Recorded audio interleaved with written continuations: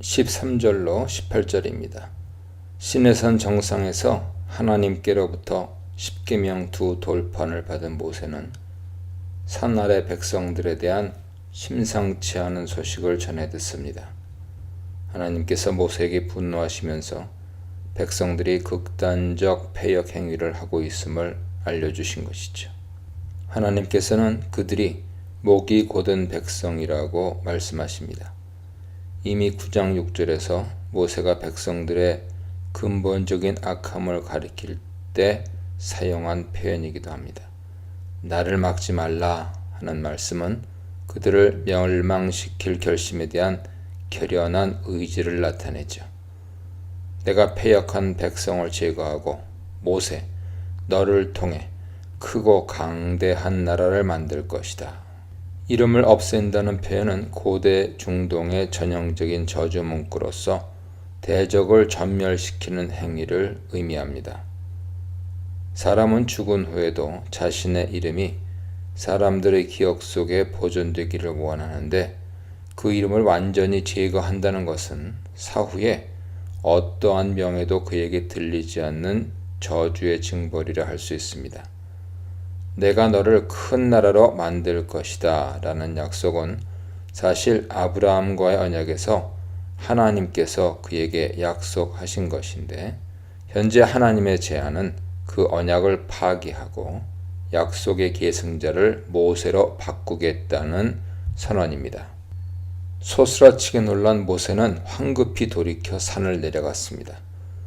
하산길에 그는 그 신령한 산에서 여전히 하나님의 불이 뿜어져 나오는 장면을 보았으며 두 손에는 십계명 두 돌판이 들려 있었습니다. 하산한 모세가 목격한 장면은 충격적이었죠. 그들이 주조된 송아지 형상을 만들어 광란의 예배를 드리고 있었습니다. 여호와께서 명령하신 돌을 빨리 속히 떠났다는 모세의 말은 적절합니다. 그들은 바로 직전에 시내산 언약을 맺었고 모세는 하나님의 부름을 받아 산 위에 올라간 지 불과 40일밖에 되지 않았기 때문입니다. 백성들은 당장의 안정과 보호 속에 자신들을 인도할 구체적인 신이 필요했으며 그 신은 가시적으로 눈에 보이고 손으로 만질 수 있는 것이어야 했습니다. 결국 황금 송아지는 인간의 욕망이 빚어낸 신입니다. 하산길에 축제 현장에서 들리는 괴성이 어찌나 컸던지 모세와 동반했던 여호수아는 이스라엘 진영 내에서 큰 싸움이 난 줄로 착각했습니다. 그러나 모세는 산 아래 사태에 대해 이미 어느 정도 알고 있었기에 그 소음이 그저 광란의 노래소리 들인 것을 간파했습니다. 백성들의 춤은 소리를 지르며 온몸으로 추는 그리고 음란한 행위마저 수반된 광란의 춤이었음이 분명합니다. 분노한 모세는 돌판을 던져 깨뜨립니다. 돌판을 깨뜨린 일은 하나님과 이스라엘 사이의 언약 파기를 상징하죠. 메소포타미아 법에 의하면 계약 파기는 당시 계약서였던 점토판을 깨뜨림으로써 확정되었습니다. 18절은 다시 시간 순서를 잠시 이탈해 그 후 모세가 결행한 두 번째 40일 금식에 대한 이야기를 다룹니다. 모세연설은 19절에서 황금 송아지 사건으로 복귀하여 잠시 이 금식 주제가 끊겼다가 25절에서 다시 이어집니다. 첫 번째 금식과 마찬가지로 모세는 음식과 물을 모두 끊었습니다. 그러나 두 번째 금식은 목적과 취지가 달라졌죠. 앞서 첫 번째 40일 금식에서는 모든 인간의 욕망을 끊고 하나님의 면전 앞에 거룩하게 서서 말씀을 받기 위함이었다면 이제 두 번째에서는 그가 백성들의 죄로 인해 금식의 고행을 자처한 것입니다.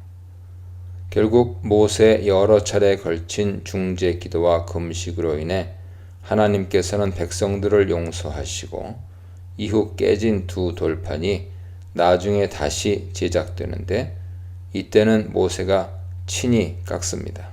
이것은 언약의 회복을 상징하죠. 19절로 21절입니다. 백성이 진멸될까 두려워한 모세는 자신의 생명을 걸고 이스라엘 백성을 위해 하나님께 탄원했습니다. 뜻을 돌이켜달라는 기도는 선지자들의 전형적인 탄원 형식이죠. 모세는 위대한 선지자입니다. 모세의 결사적인 탄원 기도와 중재를 통해 하나님께서는 뜻을 돌이켜 그들에게 재앙을 내리지 않으셨습니다. 모세는 또한 하나님께 아론에 대한 용서를 구했습니다. 아론은 영적 지도자로서 자격 미달이죠. 백성들의 집단적인 종교적 타락 앞에 그는 속수무책이었으며 오히려 그것에 적극 동조하는 모습을 보였습니다. 이것은 타락한 백성을 엄중히 꾸짖은 뒤 하나님 앞에 머리 숙여 자신의 목을 걸고 탄원의 기도를 드린 모세와 극명하게 대조됩니다. 백성의 여론에 떠밀린 아론은 신의 형상을 제작하기 위해 백성들에게 금 귀걸이를 빼서 금을 모으라고 지시했습니다. 애초에 백성들이 모은 금부치는 성막 건설을 위한 봉헌물로 바쳐져야 하지만 불행히도 우상 제작에 사용되었습니다. 그들이 주저한 금송아지를 지칭하는 히브리어 에젤은 새끼 송아지가 아닙니다. 이것은 1년생에서 3년생에 이르는 어린 연령의 젊은 숫소로서 충분히 자란 소를 지칭합니다. 그러나 가나안에서 출토된 15에서 20cm 크기의 청동 송아지상으로 보아 그것이 실물 크기였다고 보기는 어렵습니다. 모세는 그 금송아지를 불살라 찢고 가루로 빻아 그것을 산의 계곡물에 뿌렸다고 말합니다. 현재 신명기 본문은 이 우상의 가루를 시내산 시냇물에 뿌렸다고 말하지만 출애굽기 32장 20절에서는 그 가루를 백성들이 마시게 했다고 보고합니다. 아마 두 책의 관점과 강조점의 차이 때문일 것입니다. 아마 가루의 일부를 계곡에 뿌리고 그 물을 떠와 백성들이 마시게 했을 것입니다. 백성들이 모두 그 우상의 가루를 마신 것은 그들의 공동 책임을 확증하기 위해서일 것입니다. 22절로 24절입니다. 그들의 배교는 금송아지 사건에 머무르지 않았습니다. 모세의 중재로 그들은 극적으로 하나님의 용서를 받았음에도 시내산을 떠난 직후 광야 여정의 첫걸음부터 불평을 쏟아내기 시작했습니다. 만성이 된 그들의 반역질로 인해 모세는 내가 너희를 처음부터 알아봤다고 질타합니다. 25절로 29절입니다. 하나님께서는 이 극악한 패역 행위를 자행한 백성을 멸망시키고 모세를 통해 새로이 큰 나라를 이룰 결심을 하셨습니다. 그러나 모세는 자신을 통해 대안적 큰 나라를 이루겠다는 하나님의 뜻을 거부했습니다. 그리고 백성들을 위해 40일간 금식하며 하나님께 탄원의 기도를 올렸습니다.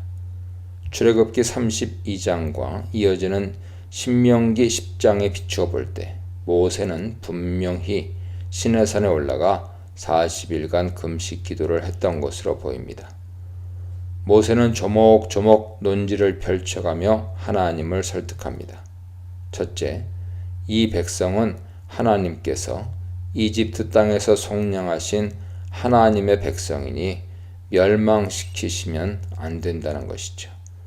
여기서 이스라엘을 내 주의 백성으로 지칭하면서 12절에서 너 모세의 백성이라고 한 하나님 말씀에 맞대응합니다.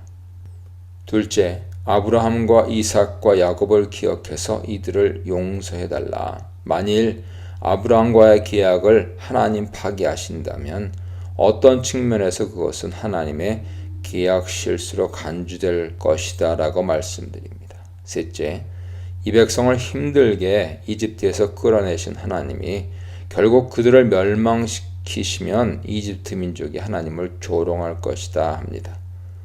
자신의 이름을 차라리 하늘의 생명책에서 뺄지언정 백성들은 살려달라는 모세의 끈질긴 탄원으로 인해 하나님께서는 그들을 결국 용서하셨습니다.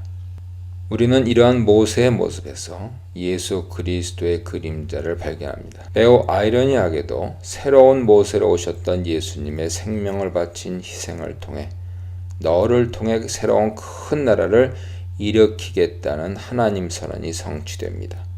패역한 이스라엘 백성은 잘려나간 나뭇가지가 되었고 예수님을 통해 새로운 큰 나라가 세워지게 되는 것이죠.